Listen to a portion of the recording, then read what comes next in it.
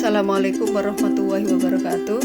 Anak-anakku semuanya, hari ini kita akan bertemu kembali dalam pembelajaran informatika kelas 9, yaitu dengan materi pengolahan data digital. Ini adalah lanjutan dari materi pertemuan minggu lalu ya. Baiklah anak-anakku semuanya, tahapan pengolahan data.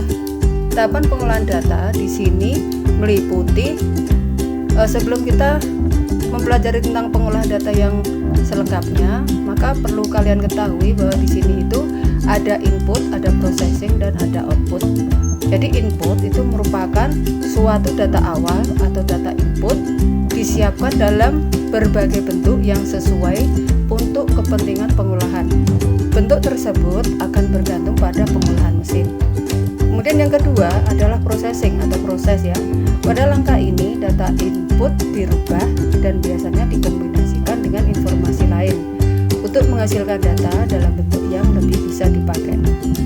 Selanjutnya output atau keluaran. Pada proses ini hasil-hasil pengolahan data sebelumnya dikumpulkan untuk pengolahan data selanjutnya. Sekarang berikut tahapan pengolahan data yang secara umum biasanya dilakukan adalah 1. Rekam data atau recording. Jadi recording adalah kegiatan pencatatan atau pemindahan data pada formulir atau dokumen. Yang kedua adalah penggandaan data atau duplicating. Duplicating merupakan kegiatan penggandaan data di atas formulir atau dokumen yang dilakukan saat data itu dicatat baik secara manual maupun oleh mesin. Yang ketiga adalah pemeriksaan atau varying ya.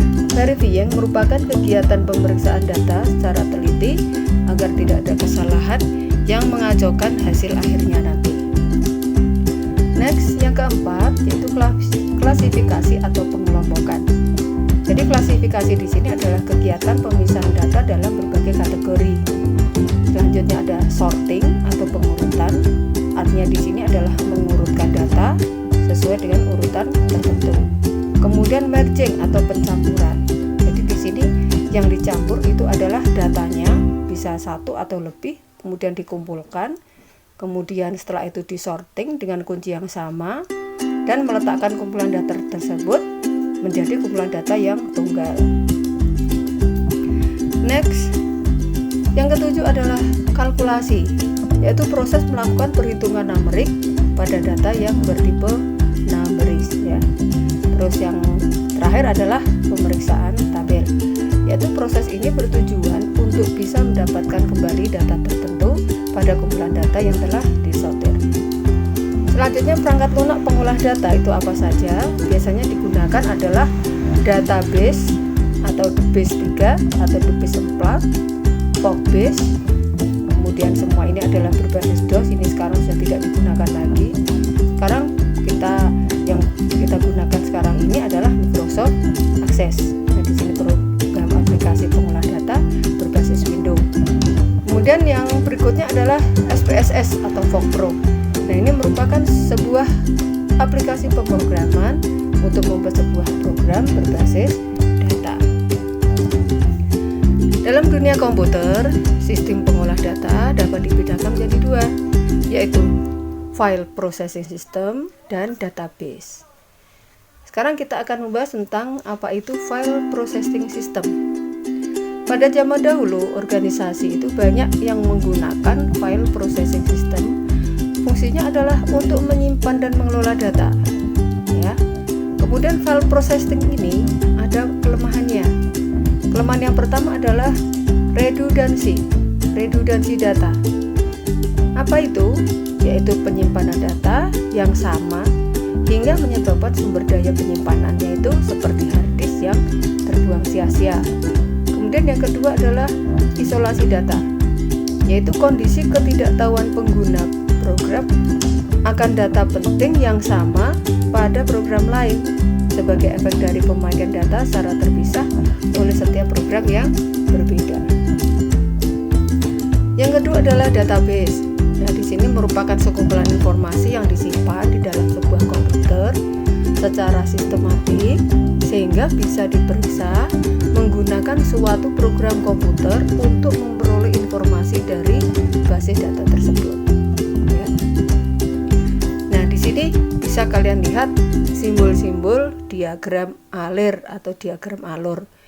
Kalau pertemuan yang lalu kalian sudah membuat bagaimana proses atau mencari rumus matematika, mencari rumus segitiga, mencari rumus lingkaran. Nah, di situ kan kalian melihat di sini ada simbol-simbol, ada lingkaran, ada kotak, ada segi empat, ada garis, anak panah, dan seterusnya. Nah, itu mengandung arti, bukan asal menggambar ya, tapi di sini mengandung arti. Bisa dilihat itu kalau terminal atau start itu gambarnya agak oval, kemudian input itu segi empat tapi agak miring seperti gambar jajaran genjang, itu input atau output. Kemudian kotak itu menunjukkan proses, menyatakan assignment assessment. Kemudian gambar jajaran genjang lagi ya, itu adalah decision atau yes atau no. Jadi kalau keputusannya ya, jawaban betul atau tidak, maka kamu harus membuat dengan lambang seperti itu. Kemudian di situ display ya, display kan berarti sudah ditampilkan. Nah, alurnya panah, anak panah itu menunjukkan alur proses. Kemudian simbol berikutnya ada lingkaran, itu adalah titik sambungan pada halaman yang sama. Kemudian ada titik konektor, kemudian ada berikutnya call atau memanggil subprogram. Kemudian dokumen, bisa dilihat gambarnya itu. Kemudian start data, berarti kita akan memulai data mulai masuk seperti itu. Dan yang terakhir adalah preparation atau pemberian nilai awal suatu variabel.